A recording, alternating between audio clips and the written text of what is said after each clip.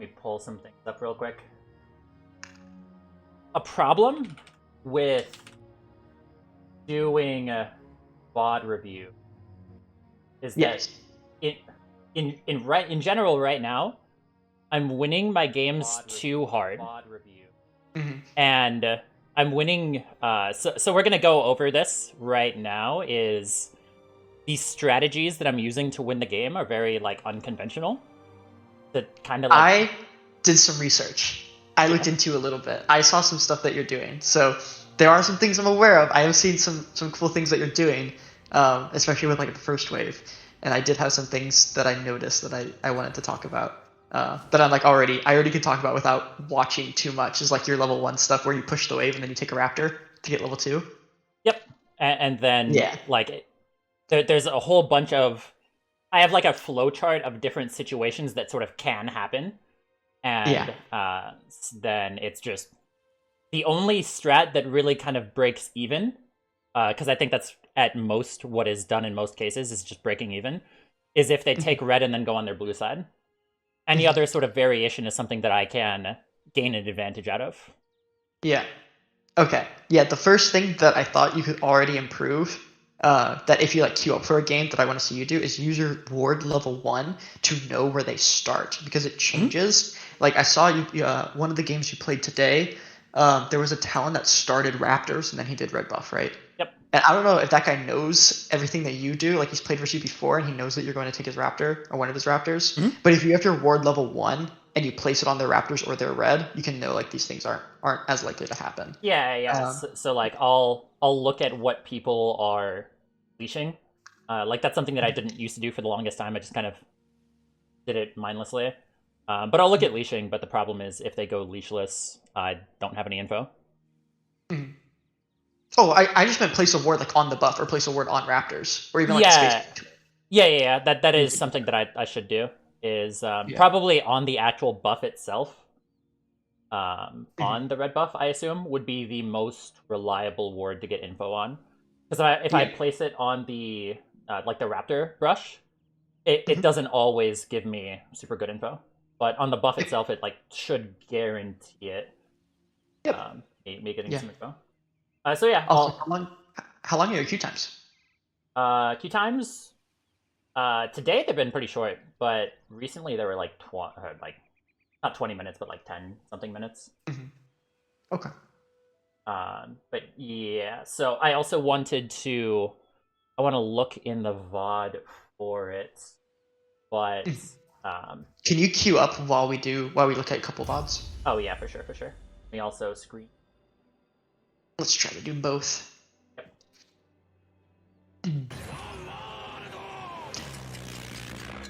Okay.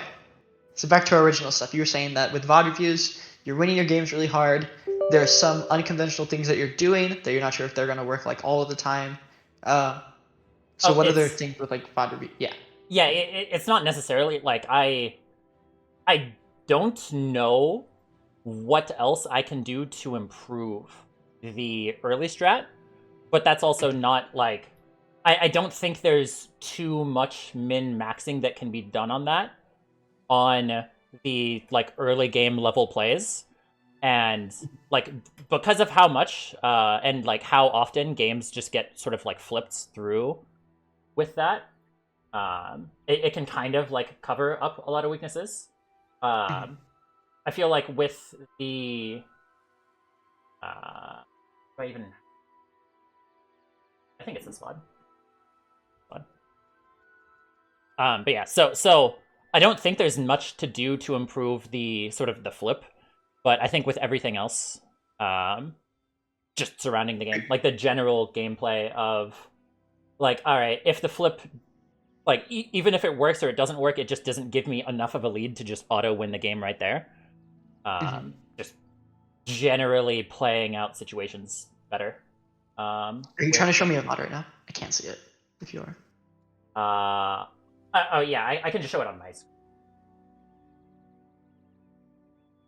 That instead of just sending you the VOD. That works. Was it this one? Yeah, I can see the VOD now. Because I don't know if you've seen my top strategy, but it is very similar. Especially like how I play matchups that are like if it's a matchup where I don't have as much of an early lead. Is this it? Yeah, is this it? There's two ways that I can do this. Is either do it on the first wave and then I go for the level 2, or if I go it on the if I push and proxy after the second wave, I can hit level 3 and then I can either invade the jungle and then see if there's some kind of fight that I can make, or I can back and then I'll have 350 gold to get a longsword. And because of this proxy, the wave is in a perfect state by the time that I get back. Yeah. When you kill the waves in these positions, you base and you miss nothing. You come back to lane like on perfect timing. Yep. So, like, obviously because of how much I do this, it's sort of makes me ignore laning phase. I don't know like how kind of important that is. Because there's even in matchups where the matchup could hypothetically stop me. There's not too many matchups in which I'm sort of forced to lane, if that makes any sense. Yeah. Yep. I see what you mean. Yeah. But you can kind of do this whenever you want. Yep. As long as you can push. If someone's gonna push you in really hard, and even then, there's ways like there's always ways that like Scion can proxy a wave. There's always ways that Singe can proxy a wave, even when they don't get pushed 1v1. So yeah. You kind of always have these choices that you can make. And I think it'd be more interesting for you to be playing mid, because when you do get pushed in mid, there's a lot more impactful decisions I think you could be making. And from the 5 minutes or so that I watched, there were timings where you were invading or timings that you were roaming that I want to look at when we're actually playing. I want to try to like help you go through when we're actually playing. So you can have like a strong flow chart for why am I moving right now? Why am I invading? That's as strong as like when you're doing it at level 1. Because when you're doing it at level 1, I think you're considering a lot of things that could happen. And just repeating that cycle throughout the early game to the mid game. Yeah, for sure. So you'll definitely push Katarina. This will be perfect. Oh yeah. This is a there's some matchups where there's just no chance of them ever like contesting anything at all. So it'll just be important in a game like this that when you do push Katarina, you make really good decisions on the crash, whether to be like take a plate to base or to roam. Yeah. Into like what you're roaming or invading for. If you can dive bot, like we'll just have to be asking ourselves these questions while we're pushing the wave, because Katarina is just not going to do much in the lane, and pushing is really easy. Yep. So yeah, it's always good to just have sort of plans of this is what the default play that I'm looking for is, and then if X happens, then I adapt. Of like where I see the enemy jungler. Because like a big thing with this is that just how much information I'm gaining on the jungler. Like even if I don't get any kills, like just how much it forces the enemy jungler to think on their feet makes it really hard for them to like play the game.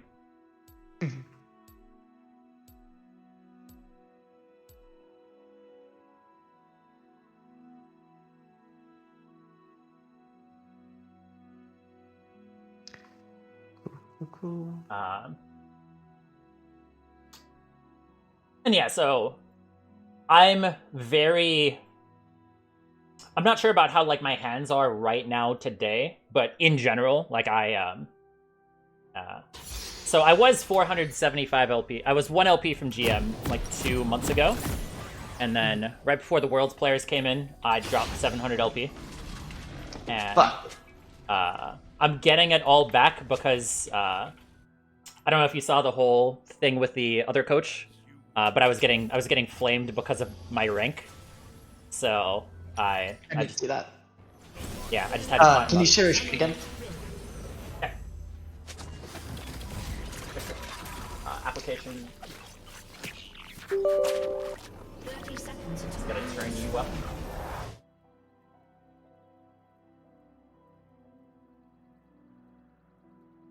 That's not it. That's inviting you.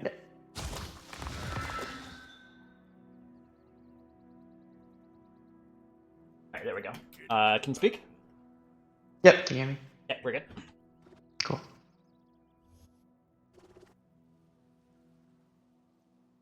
Minions have spawned. I don't know how this is gonna go next season with all the jungle changes. I don't imagine it would be too difficult to deal with.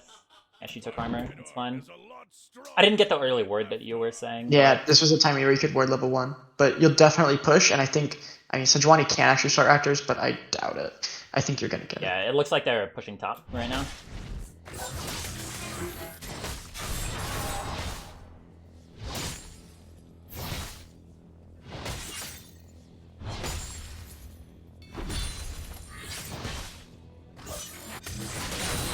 It's okay if I miss that, as long as I get there earlier. Alright.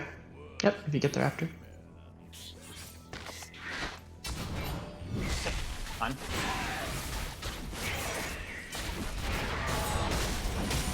Probably should have gone for level 2.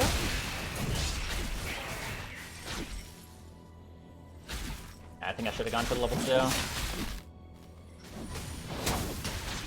Katarina's pretty weak level 1, I think you still got this.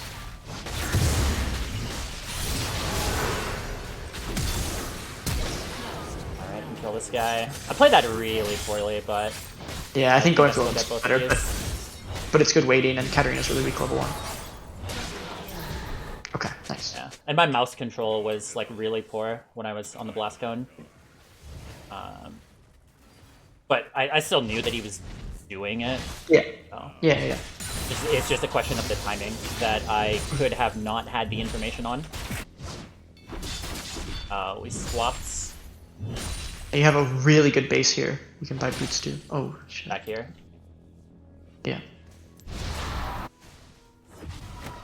This base is super high quality because you'll push for sure when you come back, and now having boots 2 lets you invade and go bot.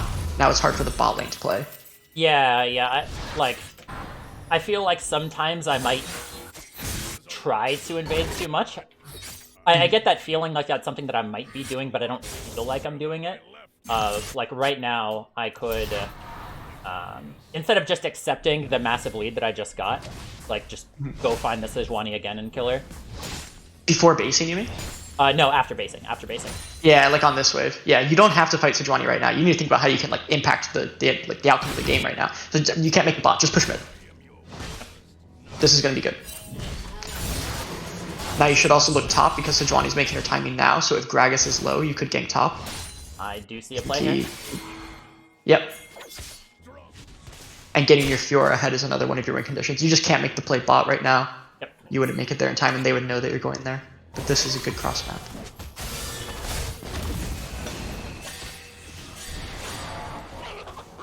I'm just pulling the wave.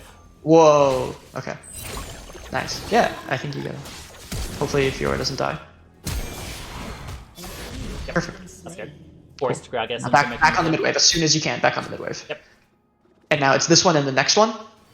And I think you'll still be on the map to make a play. Indeed. Stronger than this guy. So just hard push this. Yeah. Raptors are in 10 seconds. I feel like that slow should have hit.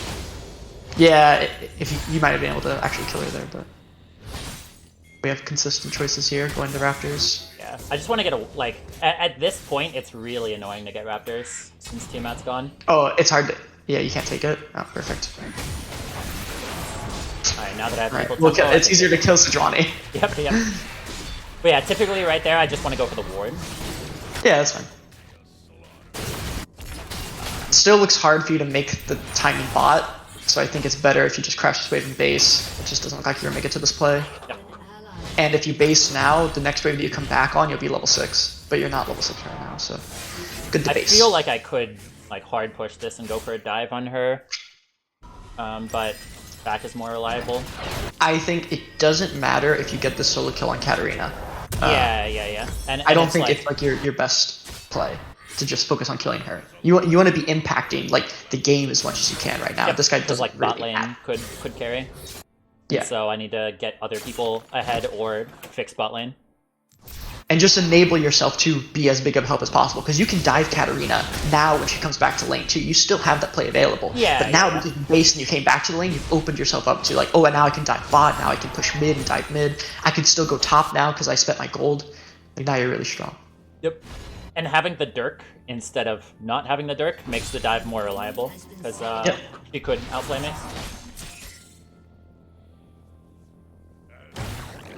Yeah, she's not going to take the bait. Yeah, slow push this, hard push in next. Yeah, it's good. Sejuani probably. And you saw Sejuani go to, you saw her go to Golem, so she's not really going to be on the map. You could time the crash of the wave to go on her red buff. You got her.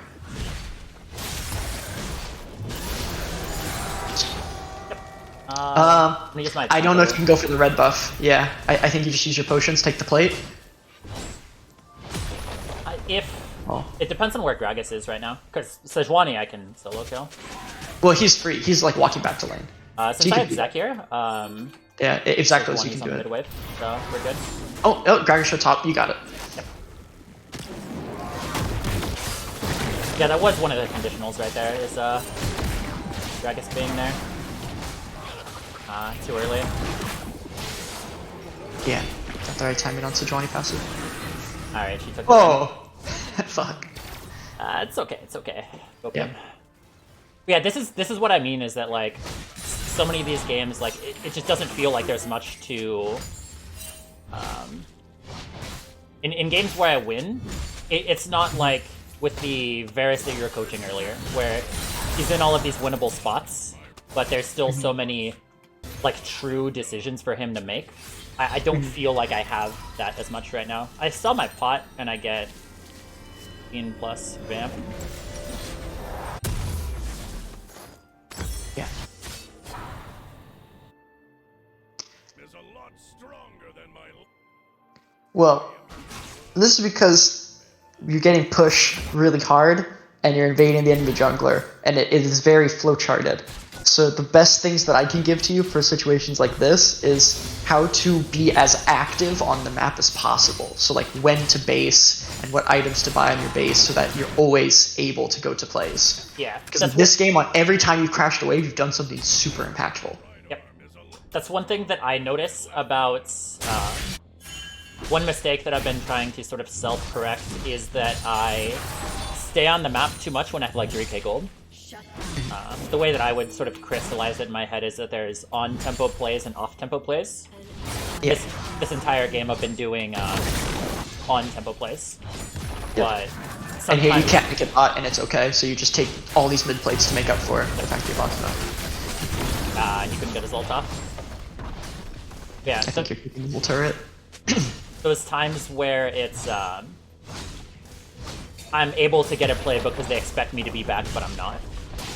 That's what I mean by like an off-tempo play. And I feel like I sometimes value those too much. And yeah, if they go wrong too, because Yeah. your opponent is playing safe, it's much greater loss than you doing it on tempo when you can go back to the next mid wave really easily. The negative effect of a off-tempo play not working is a lot more than just taking the guaranteed. Looks like Raptor should be up. I would go to the left side here instead of the right, because you can take Herald and then base because you have 600 gold. You're gonna dive this guy. Yeah, just dive this guy is what I was thinking. And then we have a bunch of plates to get up here. Oh, okay. Alright, yeah, this guy's a little bit clueless. This guy has accepted his death.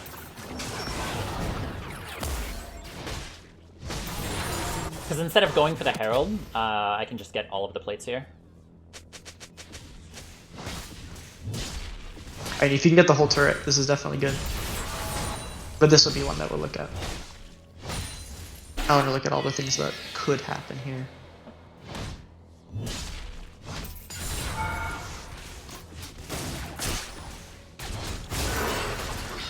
To mess that up, but it's okay.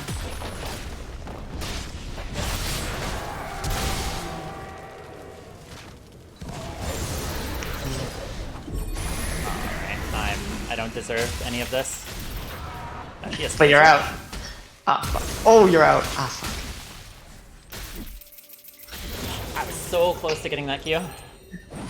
Yeah, I should have just eaten one of those. I played that very poorly mechanically, and I don't think that that was the decision that I needed to make. It's too risky for not enough reward, and I also don't know where anybody else is on the map. Did you get a shutdown for killing him? I gave a massive shutdown to Sejuani, yeah. Where am I at right now? Let's build the next level.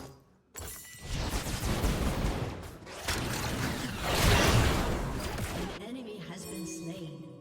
Yeah, it's like the not the garbage bin, but the thrift shop build. Bunch of just random cheap items. Components. Yeah, the component build. 'Cause I feel like Sheen and Dirk are just by far the strongest components. So, like, I feel so powerful going those two. Whereas, like, when I used to be building Essence Reaver, Warhammer does not feel the same at all. The top here. Not really. There's no objectives to play for, so I also just don't have any info on where they're on the map. So I'm thinking just go farm a little bit. I probably could go for that red. I want to go for that red.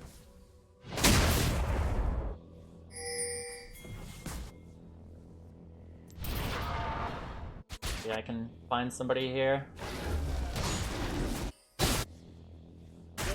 I imagine Sejuani is probably going bot right now. I need to get this in brush.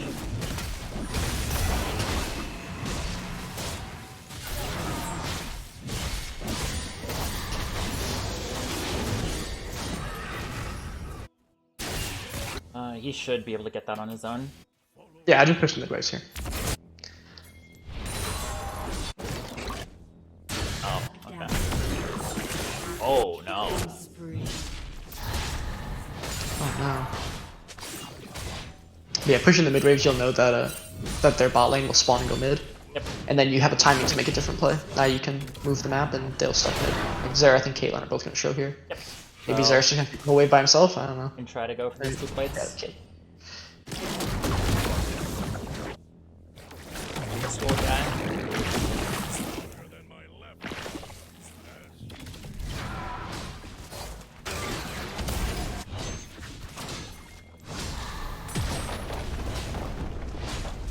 I want that to die right now.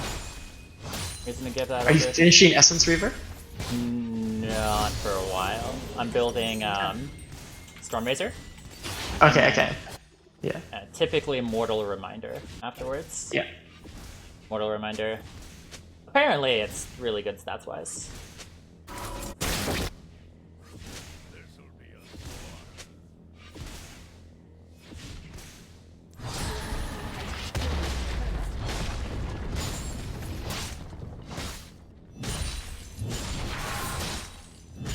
See if you can still get the camps. I can't really get anything else if I take the next camp in terms of item thresholds. Yeah, So, just base. yeah, Yep. even if I could get that. Yeah, this is the question from earlier. Like when you were killing the turret, I was trying to figure out what do you actually need for your recall if you're finishing. Oh, yeah. It's Yeah, it's Storm Razor. That's perfect. Yeah. yeah, I wouldn't be able to get the longsword if I got the wolf camp. And there would be a lot of situations in which I would go for the wolf camp and then I would go for the wave to try to get the longsword or to get whatever the next item purchase is. But then I'll get sucked into another fight and then Shut down. be existing with infinite gold in my pocket and not on my person. Been slain.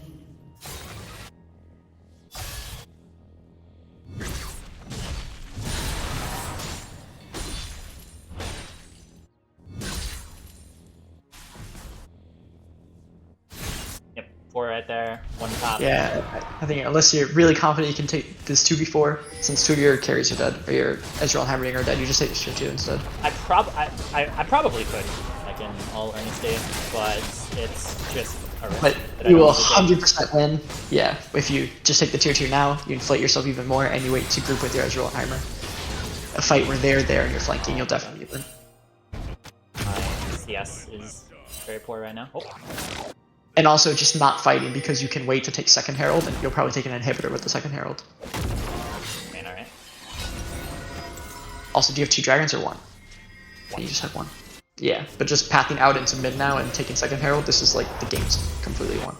Yep. Doesn't have TNT, but I don't think we need to, even if they send 5, win still. Is there anything I need to worry about items-wise? This guy's stopwatch.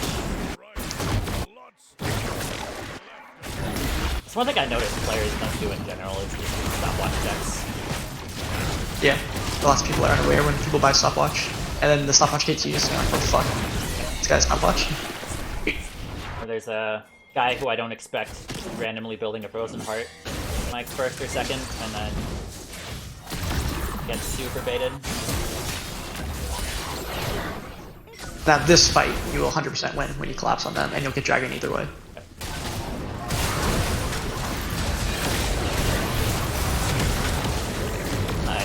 Go for the majority. Yeah. And then I have all of the ghosts in the world.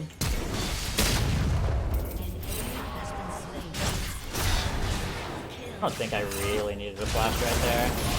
Yeah, you did. But the game's like, they'll FF you. I mean, I think Or I had they'll enough play. ghosts to where I could have chased her after Yeah. the blast on. Yeah. Like, you probably could have just killed her, it just would have taken longer to kill her. Yeah. And if the fight was going more poor, then I wouldn't want to be chasing the AD carry for so long. But I think in that point, where I'm not required to be in the fight, that I should take the lower Eon play. That red's gonna be up here.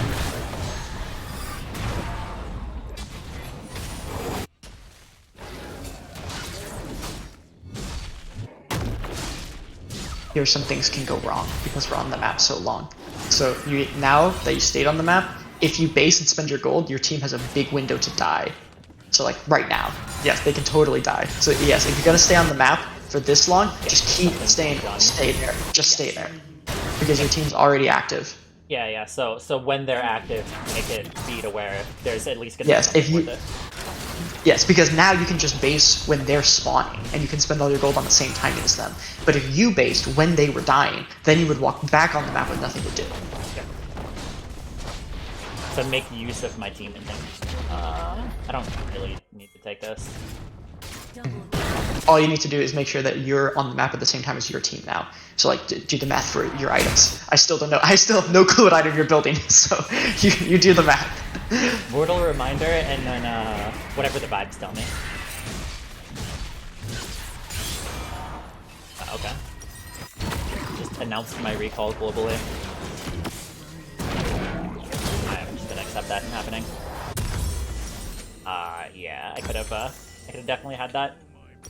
Yeah. Shit. Oh, we get a turret. I can just wait. I'll be up when the Heimer is up, which is when we're going to, There's no requirement to not wait for this. Yeah, that was just total laziness of not actually mapping out my items. Because this is also a fairly newer build for me. As in like 20 days ago I started going it. So I'm not... It's not built to memory what the purchase points are. Okay.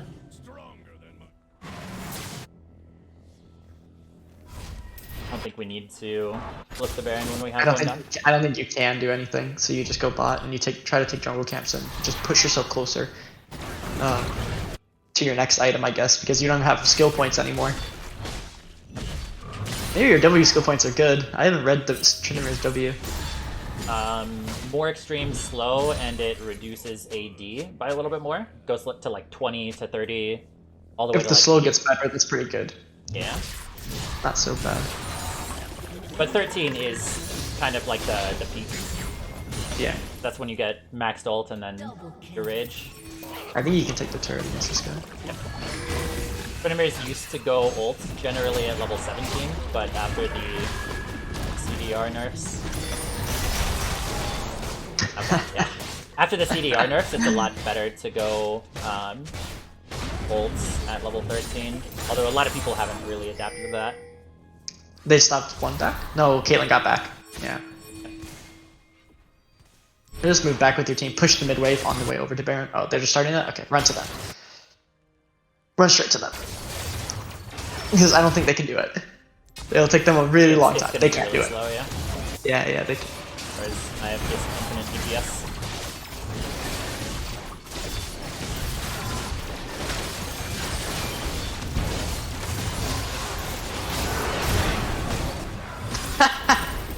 Okay.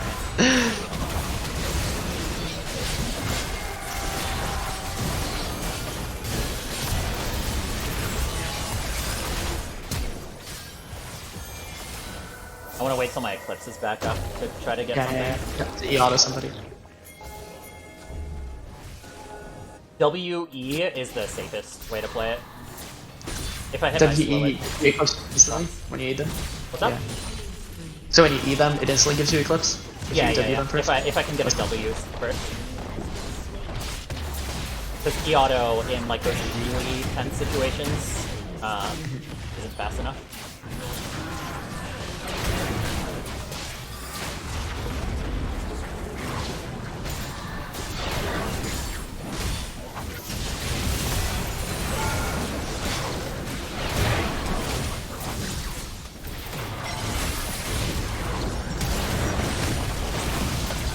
Alright.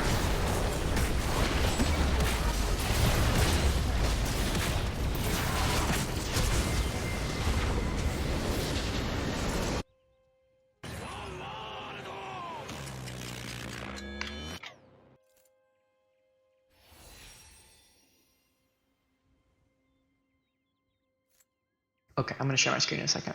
Good, let me- But you're saying that this is a pattern. You're saying that stuff like this happens. That Yeah, like in the games where you I'm... win. What's up? In games that you win, you feel like it's hard to review. It's hard for you to get things that feel really satisfying for you to improve on, because the things that you're doing are like planned out already, and then it snowballs so hard that the game is over very quickly if you do win. Yeah. Yeah, pretty much. So Like there's not... we can look at a game where you lose after this, because right now, oh, I need to download VLC. 1 second. Yep. I would... if we want to pull a losing VOD, I would not pull it from today. Yeah. Today my losses are from DCs and like hands diff right now. My hands were really cold when I started today.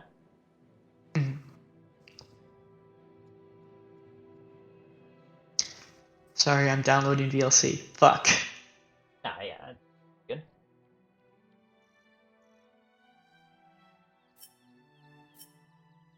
I am at 1-1-1-1 win.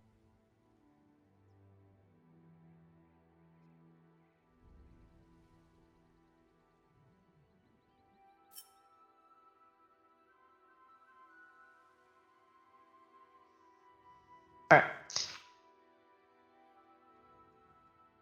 Can...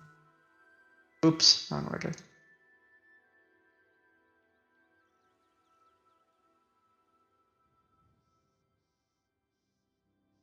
Okay.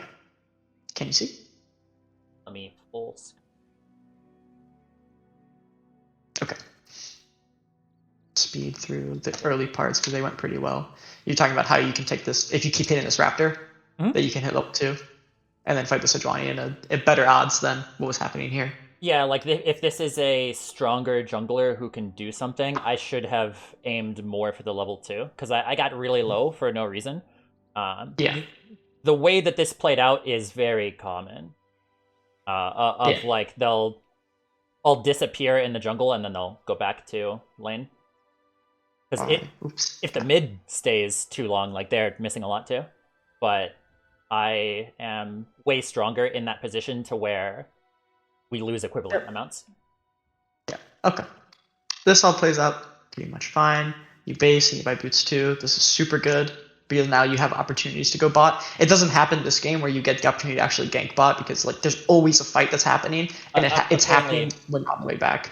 Yeah. Apparently your stream is only showing the client. I fixed it. Yeah, right. When I was looking at the Raptors, I was like, oh, fuck. Okay. Yeah. It's working now. So what? I'm sorry. Say what you were saying again.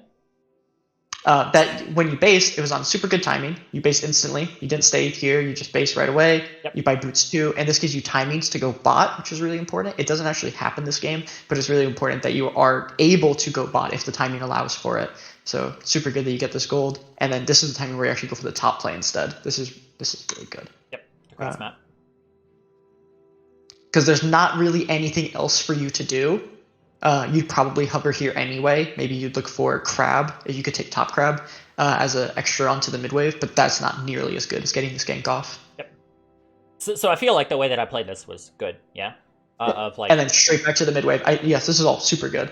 Right now, like just the level 2 stuff that you were aware of, like while you were doing it, that you made some mechanical mistakes. Yep.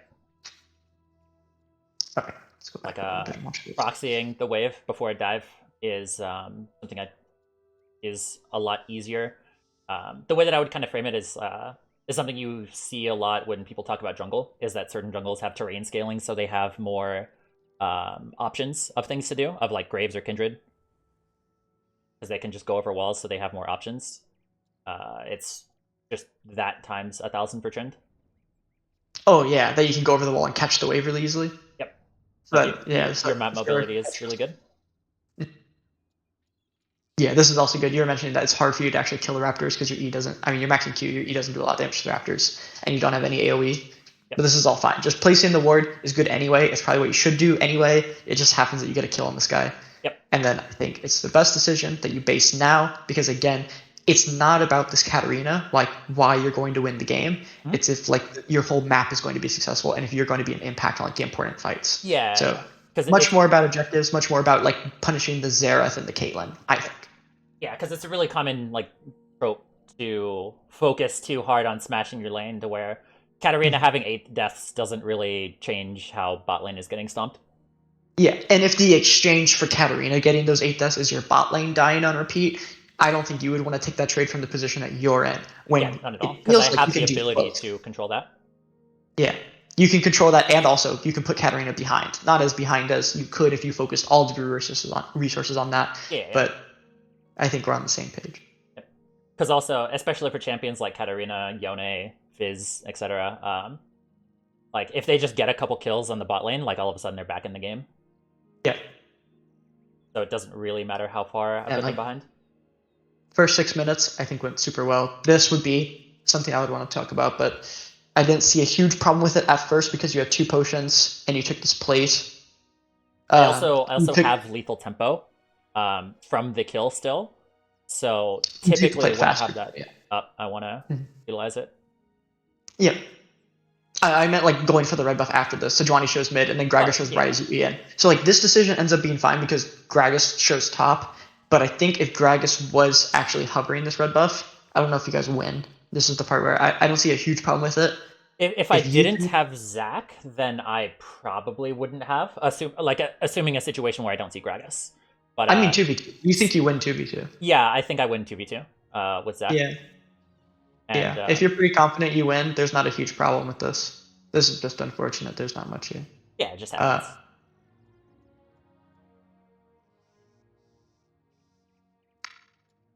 This is good. It's another good base timing because your bot lane just base with the wave still pushing back into them. Mm-hmm. So if you go mid and you push mid, it's hard for Xerath and Caitlyn to crash a wave because you'll have ult up by that time and you'll be running into them bot. So it's good that you base at the same timing here because it lets you do similar plays. Yeah, that makes a lot of sense. That's something just with what you're saying is something that I didn't crystallize in my mind of something I hear a lot as like a pro concept, but not as a non-pro concept, is just syncing backs with your team, with the enemy team. Mm-hmm. Like having that be something that I'm more conscious of. When you're this fed, you can like almost always match your timings with your team and have it be good for you because your items are so good and you clear waves so fast and you always get push. So this, like, we'll talk about this a couple more times in this game where you can be on the same timing with your team so that less things can go wrong. So that these games where you're really ahead don't turn into games where like it's contestable by the enemy team or like maybe something bad happens and you lose. It'll be like you'll always be able to carry from these positions. Yeah, because that is one thing is just with how often I can get these leads, it's really important to just not randomly throw them. Because with how much shutdown gold and everything is, like it's really easy to lose in these positions. So here, this timing is really bad. This is, I think with what you were talking about before, you would call this an off-tempo timing, where the wave is already in mid, and if you just push mid, you could take like 2 or 3 plates. I think you end up taking like the whole turret for this, but Katarina ends up getting a kill on Heimerdinger, right? Yep. And then I think Ezreal ends up dying, and I think Zach ends up dying too.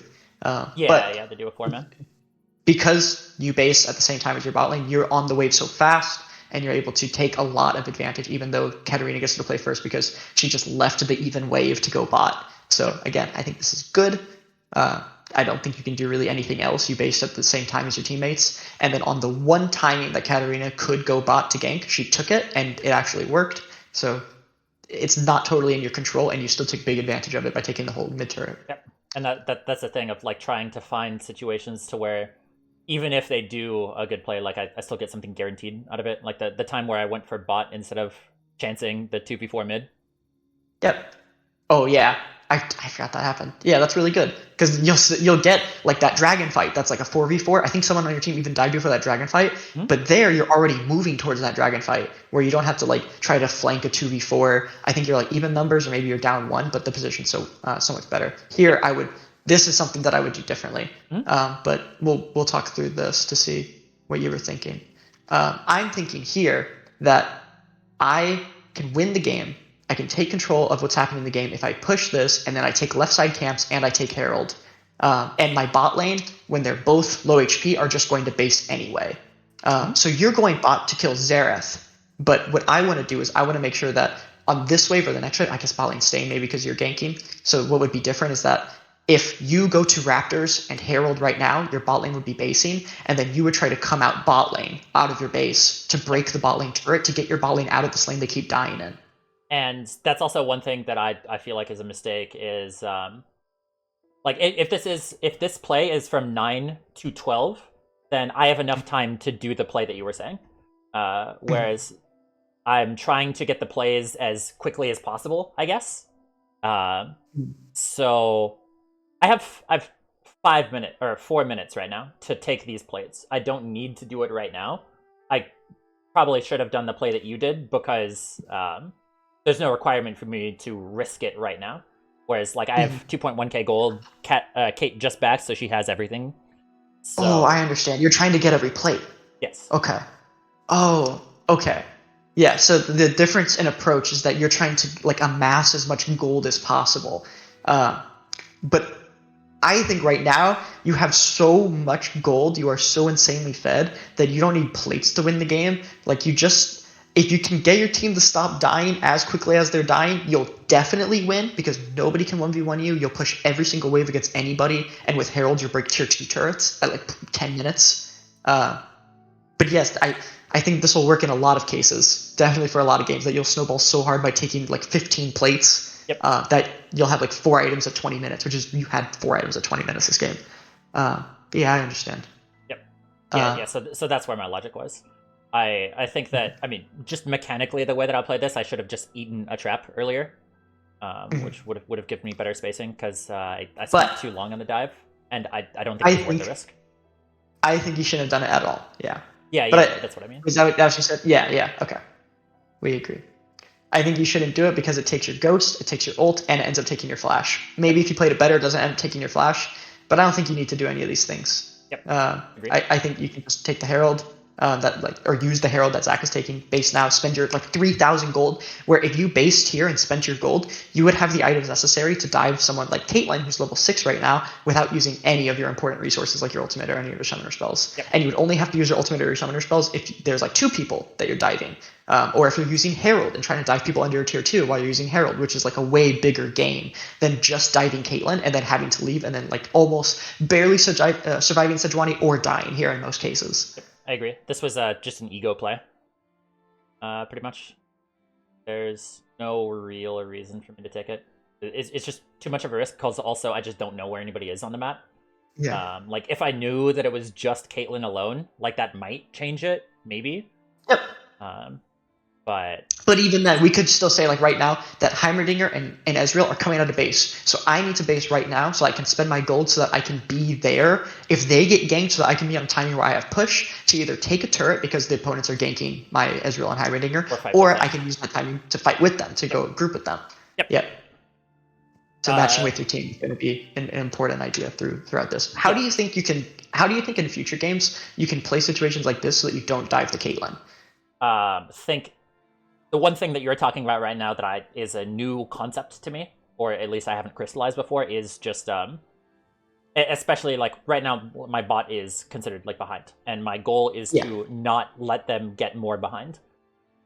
So I want to sync my backs with them, so that I'm in a situation to where no matter what happens, they're always going to be in a good spot.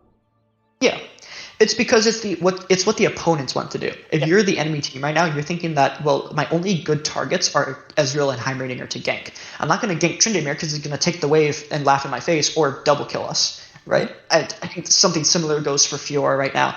So if you're the opponents, you're thinking that, oh, my only play is Ezreal and Heimerdinger. So regardless if the play is helping them or split pushing, you want to be available to take a play when they do get ganked, when the opponents actually fight Ezreal and Heimerdinger. Yeah, because that way, even if they do die, it gives value to their death to where they're not dying in vain. Yep, that's perfect. Yep.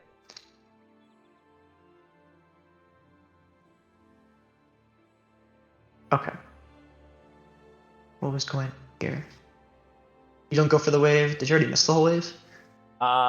There's like a couple. You could have got 2 casters. I think it's better that you don't show. Yep. Than going for this, and then going for the red buff. I think is higher value. Yeah, because it people. hides me and it gets red, which I just always like.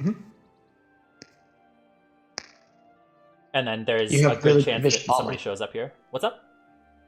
Oh, only Sejuani can show up, and you have really good vision bot lane. So while you don't show, if you're Caitlyn and Xerath, or if you're Caitlyn and Xerath's team, you have to consider that Tryndamere can actually be bot lane right now. Yep.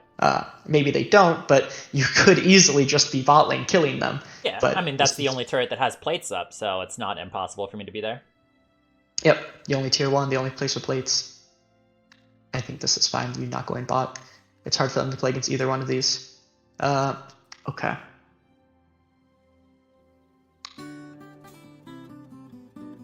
This part was fine. It's just I had to figure out what items you were buying to help you do this, but I think you ended up making the right choice not going for wolves.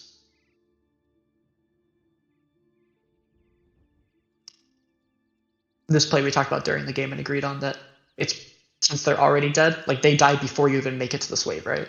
Yep. But they die at the same time. Even if you're running straight there, you can't help them. Yeah. So it's better to just stay here and push the sideline, and then wait for an even-numbered opportunity. Yep. Because when you're ahead, there's no reason to take...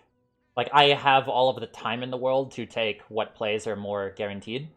So there's no reason for me to take plays where they have a chance of winning. Yeah. So like right here, Fiora died, but they used a lot of abilities, and I'm also just in a spot where I can get everything.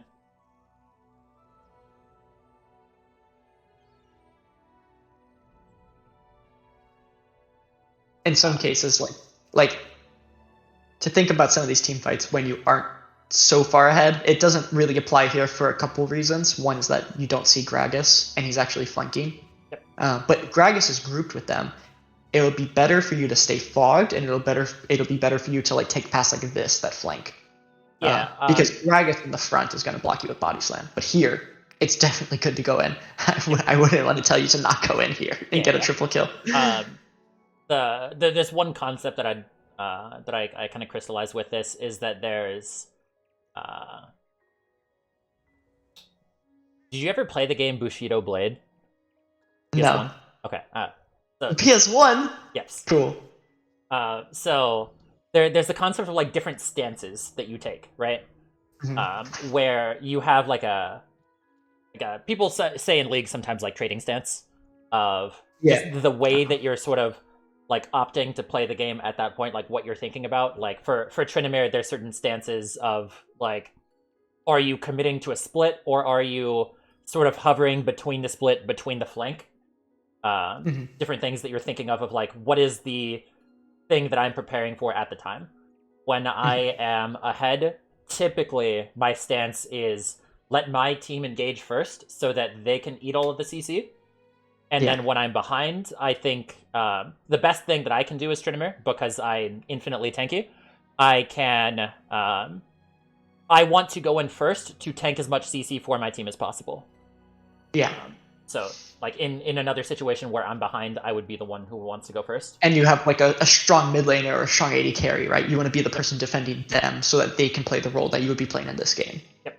Yeah, that makes sense. Let me go back because we missed one of the things I wanted to talk about. And I wrote it down because I thought I was going to forget, and I did forget, and I didn't write it down detailed enough. So let's see if I remember in 5 seconds when I wrote down the timestamp. Oh, it was not basing here. Oh yeah. I thought you should base here instead of hitting this turret. Because hitting this turret isn't the red red first and then backed. Because red's about to spawn right now. I think if you ended up taking the red and it would take you like an extra 15 seconds, you're gonna base and your team will die while you're in the base. That's true. That's true. I'm like, and it's not that bad. Yeah, it's tough. Here, I think you should base here when you kill this dragon. I think you should base now. Yeah, that makes sense. That is because it looks better to kill the dragon or to kill the red buff after you already killed the wave, and it's hard to say you shouldn't because you're already committing to killing the wave. But if you have your item, which I think you do, you have. I have a good back. Yeah, then you should just secure the dragon and then base, so that you're on a similar timing to Fiora and Hibernator. Like Ezreal and Zac are just going to take these jungle camps, and there's not much more they can do. Like Ezreal takes this wave after the jungle camps and just waits around. Where if he had an item, he could be basing too. But because you stay on the map, now there's actually going to be a play because you're all on the map. So it's much better for you to stay, but it would have been even better for you to have based and then just came back out onto the map. And if this play was going to happen anyway, you could have eventually actually taken the red buff. But besides that, because that one will always be true, that if you were coming back on the map with your improved items, you would be pushing more efficiently. It's just a lower variance play at that point. Mm-hmm. And if the fight is near you, now you're as strong as possible for the fight, and you can impact it much more. Being 2.6k gold behind. Yes. Which doesn't impact much right now because I don't know if anybody else even has 2 items. Caitlyn has 2 items, I guess, in this game. But you have more items than her, even with 2.6k gold in the bank. Yep. So it probably wouldn't impact outcomes very much. Of course, it didn't. But generally, it is a typical problem that I crystallized at the start of the game, is that I too often have these situations where I'm staying with just too much gold, which I'm trying to improve on. And it will be less intuitive with a character like Tryndamere because he has built-in sustain, no spell costs, right? Mobility, so he can easily farm things. AoE, he has good wave clear, good mobility, no spell costs. So it incentivizes you to keep farming and stay on the map. But yeah, it's just important to remember that you have to be on the map for these important timings. Yep. After fights, I always... Like, after a fight, I'm 0 health. I still have the ability to take jungle camps, take everything. Like, it doesn't actually change anything. So, playing Tryndamere incentivizes poor habits in that sense of not backing at the proper time in the game. Yes. Because I can just stay forever. I'm not gated by mana costs or health or safety or anything. Is there anything else after this? This was good. Moving straight to this. Played this team fight well. This is it. Okay. Let's look at a game that goes less good than this. Second. I don't know if you have a game already prepared. What we could do is like look at my match history, and then... Yeah, that's what I wanted to do. I'll just look at your match history and have you pick one. So, here. Oh, can you see? I cannot. You cannot see. You cannot see. Sorry.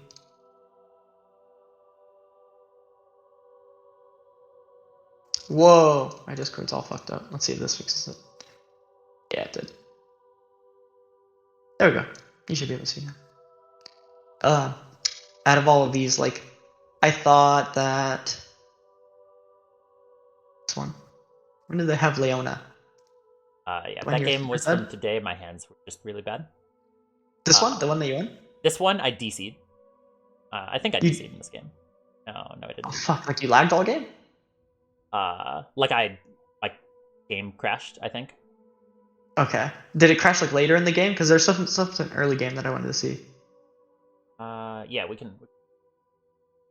Yeah, I just want to look at a couple things to help improve on this flowchart that you have early game, because I think you can definitely win a lot of games doing the thing that you're doing. Yep. I think it's very cool and not done a lot.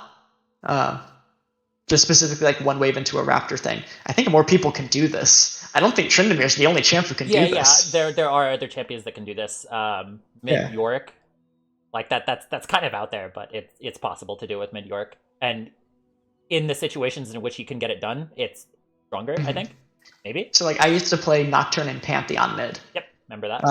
And I think champions like that can totally do this. Oh yeah, for sure, 100%. This is interesting. Like there's so many champions that can be done on this. I want to like actually look into and compile all the champions that actually can do it, because I feel like it's a lot more than do. So this timing was super good that you just did. You crashed this wave on Silas, he's stuck in mid, and then you group with your team to kill Hecarim. Who I took his ghost earlier. Yep. Yep, so you're counting for a lot of different variables here. And then you crash this next wave. And this will sound a little familiar, but crashing this wave, your team is all in base now. I should. So in a timing like this, it's better to base. So you can match the timing with your team. So that Echo can clear 1 or 2 camps. You can do like Raptors. He could do, I don't know when his wolves are spawning. How much gold do I have right now? He does no camps. He just walks into the enemy jungle. You have 600 gold. So you could base. I have enough for a good here. Back. Yeah. Yep, you can buy Berserkers. And then Echo could do Raptors, Grump, Crab. That might take too long. I wonder what path Echo could actually do. Maybe he could just do Grump, Crab, and then group with you. But Echo has time to do camps. He doesn't have to like run out of the map, do no camps, and try to group with you and like fight here. Yep. You could let him be efficient while also getting an efficient base of your own, and then invade on the next wave that you crash. But now Echo can potentially be level 5 with Sorcerer Shoes, and you can get pushed with Berserker Greaves, and now you can invade Hecarim, who probably still won't have Ghost by now. Yes. I think he still doesn't have it for like 30 seconds. Yeah. So timings like that like sync with your team better, I think, is the main thing you're going to be looking for in all these lanes where you have push and you can take these early level advantages. Yeah, because that's the thing is like when I'm in a situation where I do have a command over the lane, it's in my control, I should be using that control to sync it up with my team. Yeah. Yeah, which is not something that I ever had on my mind. This is cool. Oh yeah, I think right here it's just I did not just expect that much damage. That was just totally misplaying that. But I'm not so sure if there's anything else I want to see in this game. I'll look to see like your next crash time and see what happens. But yeah, it's good.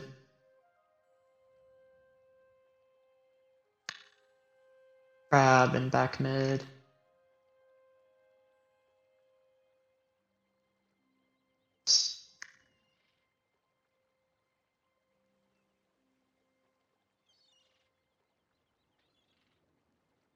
Is there like some special thing that you do to zoom out this far, or is this just the nature of the replay? Control Shift V.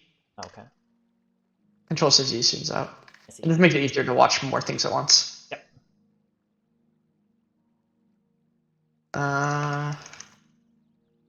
Maybe not. If there's not too much here, then I'll look at a different game.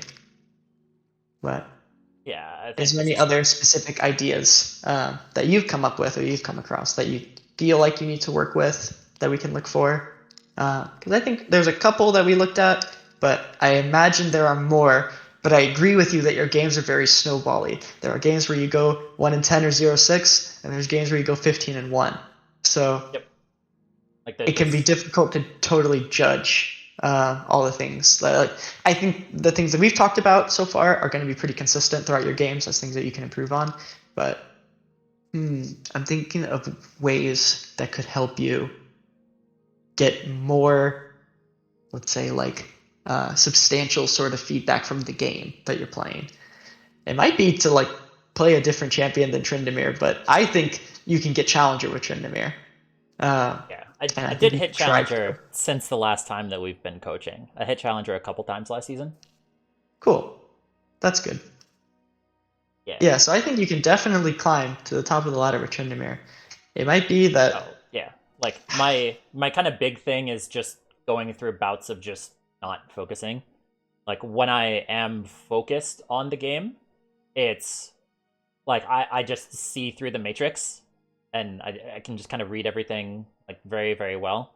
But then there are times where I'm just kind of like lackadaisical, and I'm not really thinking too much about the game. All right, that's it. What things do you feel like make you not focus? Um, like, How can you account better for these things? Like, what's happening in a day where you play a game of League of Legends and you feel like you're not focused? um, like just focused on other things in my life, Mhm. or just not really feeling like I have any sort of explicit like goal or aim in League. Like I've like sure it'd be cool. I'm very focused and very in a good state right now. So it's harder for me to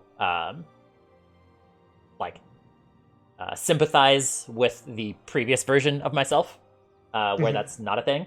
But yeah, it's the sure it'd be cool to hit challenger, but like I've already hit challenger. I've already like proven that I can do it, and that like my playstyle and my ability as a player can get to that level. So it's like if I hit challenger again, it's kind of like whatever. So Yes. there's not something like super big for me to prove, and so there's in those times where I'm playing just to play, and also like one thing that I'm really really bad at is that like I'll go through ebbs and flows, right? Of days where I just know that I'm not gonna play well, but then I still play on my main anyway. Yeah. Whereas I should. This is something that I'm going to focus on next season. Is that like I have a feeling of always wanting to play it on my main, instead of those times where I know that I'm not playing the best. I should have like a secondary alt that I'm playing on, which is something that I'm going to focus in the preseason. Is getting another account up to an elo that I feel good about. Because I really hate playing games in lower elos. Like much lower. You want to get like a Smurf in like Master Tier or Smurf in like Diamond 1. Yeah, minimum like Master Tier Diamond 1. Because like anything below that, like the games, I have a really hard time focusing when I feel like I'm playing against inferior players. Whereas like when I'm playing against Sven, when I'm playing against Jensen, when I'm playing against any of these players, I'm like, all right, I feel like I have to prove myself, and I gotta just focus as much as I can to just stomp. Okay. So a couple things we can do. Um, while we can't necessarily account for other things happening in your life that you need to focus on, we can account for not feeling like you have a lot of intentions or a lot of direction in the game. Where you can try when you wake up in the morning before you play solo queue to set intentions for the day, like what you actually want to focus on or what you actually want to do better. Obviously, the next question is going to be something along the lines of what are those things and how do I get a lot of those things? Because if you're going to set intentions for every day, right, you're going to need a lot of things that you think you can actually, that you can like, qualitatively improve on. So do you think you could do that where you wake up every day and you sit down at your computer and before you queue up for League, you have like some sort of notebook, some sort of like journal that you're writing in, and you actually write the thing that you want to improve on for the day and focus on that? Because having that intention, I think, will help you play a lot better at the end of the day than just like queuing up for a game trying to win. If that makes sense. Yeah. I can 100% do that in states where I'm like right now. Like that'd be just super easy. But like just in that, it's not like I'm not depressed at all. But you can kind of understand of like when people are in a more depressive state where they feel like they're sort of aimless, it can be harder to do those things.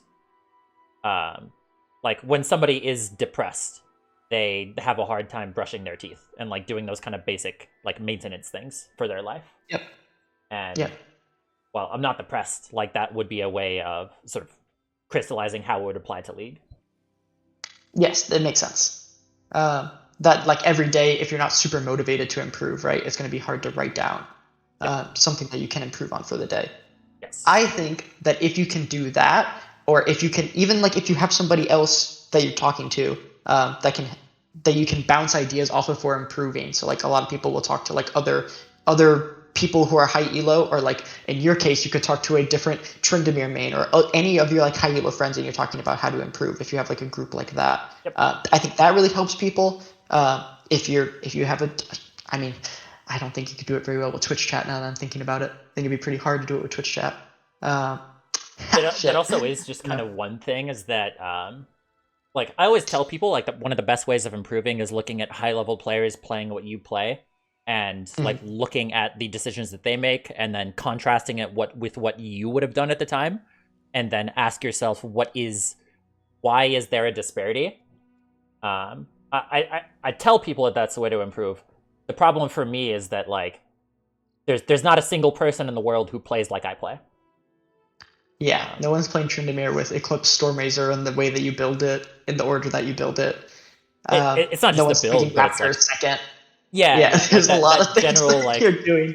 there's not a like this is not like an ego thing when I say this, but like there's nobody who knows more about how to play out these aggressive as a lane invading the jungle plays than me, like in the world. There's nobody who knows as much as me for this. Well, maybe there's no one you can talk to. I Yeah. don't know if that person exists that's like doing something similar like this, playing Tryndamere, pushing and invading. But it doesn't seem like you have access to talking to them, I think is like the major problem from us, like setting intentions for how we can improve, or like seeing obvious examples of how we can improve. Yeah. So like my thing is just like looking at like with what you're saying right now about syncing timers, that's something that is a general skill that I can apply. So I need to look at just general skills of just understanding the game at a deeper level. And applying more concepts to my stack that I don't already have, that I can apply to my current way of playing the game. Okay, so you're saying that it has to exit champion-specific ideas and has to enter like team ideas. Yeah. Or maybe individual ideas, not on the champion-specific level, but an individual player. Like, how can I be the best use to my team? Because like I play Tryndamere. Like I can play Tryndamere in all 5 roles and make it not be troll. Like what for like support Tryndamere as an example. Like there's just very basic concepts of how to just play the game, of just understanding wave manipulation, like what times are good to go in, and then also when I support Tryndamere, I'm the only support who can take jungle camps. So that gives me another layer of things that I can do. So like it's just generally learning about like trying to learn about how AD carry waves work when you have the ability to control it versus when you don't have the ability to control it. Like what do you do in those situations?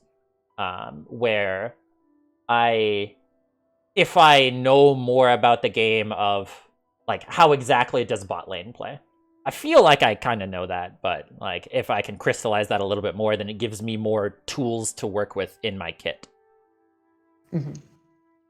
Yeah, I think you can benefit in cases like these. I think you can still benefit from watching really good players play, like watching other people's streams and watching other people's perspectives. But it's not going to help you play Tryndamere better. It's going to help you play the game better. It's like the caveat to it. And that's also just another thing is like I know that with enough time, like I feel like I want to say that I can do it by the end of the season, but I probably just don't have enough time to hit Challenger by the end of the season. But I know that I can like get to really high levels if I'm continuously maintaining a certain level of focus, that my bar is enough to hit Challenger. But like I would also want to be at the level where I can play other champions. And once I get past the mechanical hump of like learning how to actually pilot the champion, that I can play the other champions at like my brain and what I'm actually trying to think about is enough to where like as soon as I know how to do the mechanics of Galio, that I can know where to actually get the actual plays in on Galio. Yeah. Yes, I understand what you're saying. I agree. I think it's a lot about the level of focus that you can maintain. So that's why I think that you'll be able to do it more consistently if you're able to like set a good intention for what you want to do in the day, what you want to improve on in terms of like how you're thinking about the game.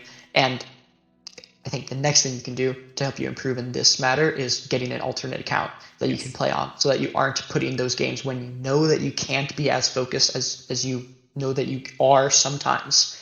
That you can play on that secondary account that's like master tier, that you can still get games in because you want to play League of Legends that day, but you know it's not going to be the best day that you've ever played.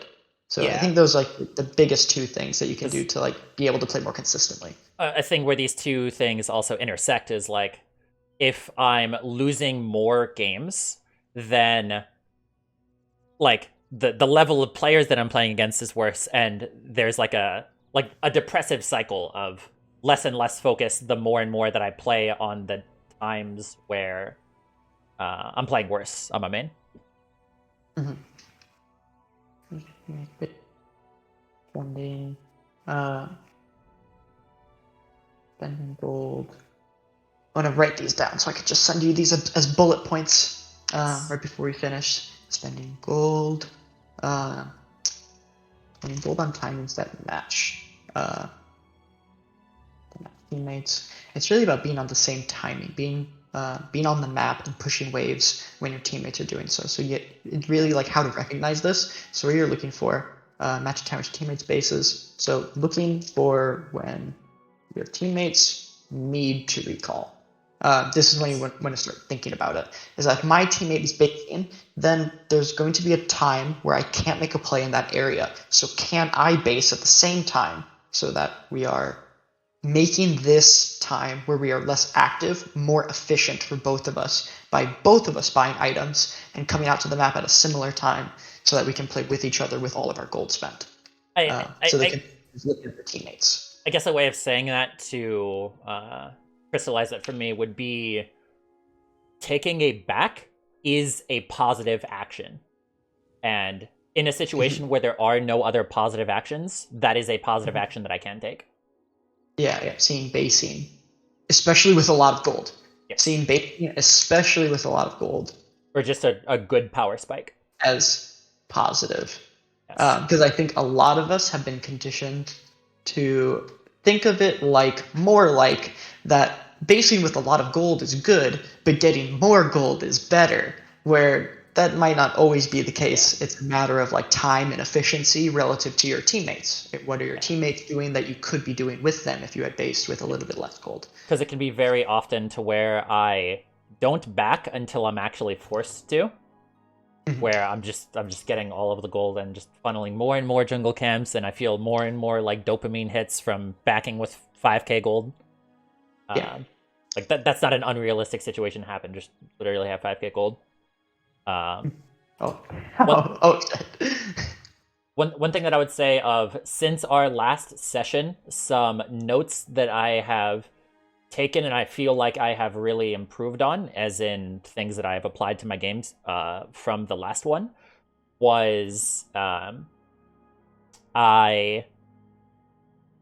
camera control is a lot better. It wasn't like perfect right now, but especially when I'm in that zone, like I intake all of the information at a like near perfect level, not literally, but at a very optimal level. And then also perfect to like whatever you want to do happens. Like if you want to look at bot, it happens very fast. So it's perfect to like what you are intending to do with it. Yes. And also just in general, one of the biggest things that I learned from other coaching sessions is just thinking about the game in waves. Like waves is, if you think about what you can do with manipulating the waves and playing on them, there's just so many more options and so many more times where you're just not making just an incorrect decision of how I'm thinking about what I want to do with the waves, while also trying to deny what the enemy wants to do with them. Yeah, it makes a lot of sense. Thinking of the game in this like segmented way is helping you make like better quality decisions over the course of a lot of games. Yes. Awesome. All right. I think that's all I have for you right now. Sounds good. It was It's always fun, Yasuke. I'll just send you these jotted down notes so that you remember relatively what we talked about. And I'll send you a VOD. I'll probably send you 2 VODs because I recorded the game and then recorded us talking after. Yep. I Cool. got everything recorded on my end too, but yeah, Okay. it's good to have it. Perfect. Yep. All right. Thank you. Yep. Thank you. Talk to you Good later. one. Peace. All right, and that was our coaching with Cloud9, Max Waldo. A couple interesting things to think about for me is it's hard to coach me when I'm in my perfect game state because I just play the game perfectly. Not literally, but when I'm at my most focused state, I am at a mid to high challenger level. The problem with me is the one thing that we went over is that I don't maintain focus.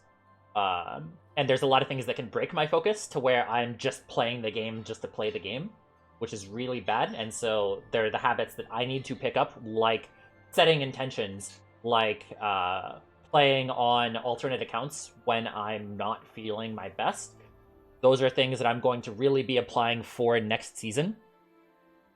And then also a big concept that I learned right there that has made so many things click in my head is syncing my recalls with my team. That's not something that was ever something that I was thinking about, where I am in a lot of situations where I have the ability to do that because of how much in these games where I win, I have a command over the lane.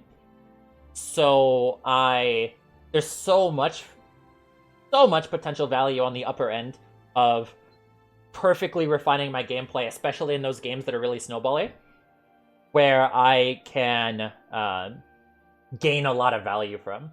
So, because I think my game is so refined right now, especially because of how I'm playing out these situations, that they're very skewed and they're very unfair towards me. I'm getting a lot of unfair leads that the flow chart of my game is a lot simpler, so there's a lot less things to correct. So I still felt like I gained a lot of value from this coaching session, and it properly pinpointed things that were weak points in my game. And this is, in general, something that I find is just a really good way that he went about this coaching session, which is more of like a discussion of more thinking about where I am in my sense of the game. Of there were some plays like the Gragas play on the red side where Gragas could have shown up, where if we understand my intentions, it'll be a lot like it makes more sense of the play. So that's what I find is the best for coaching sessions, is when there's a lot of questions, when there's discussions. So we're actually looking at what I am thinking and what we can do to improve my thinking patterns, my thinking flowchart. And I feel like this is a really good coaching session, as always. I have 2 other coaching sessions that I had with Max Waldo in like 2020 that you can check out down below in the description. I think that was just a very valuable coaching session. So let me know what you guys think. That is what coaching by the LCS champion head coach Max Waldo is like. See you guys in the next video. Have a wonderful day. Goodbye and good night.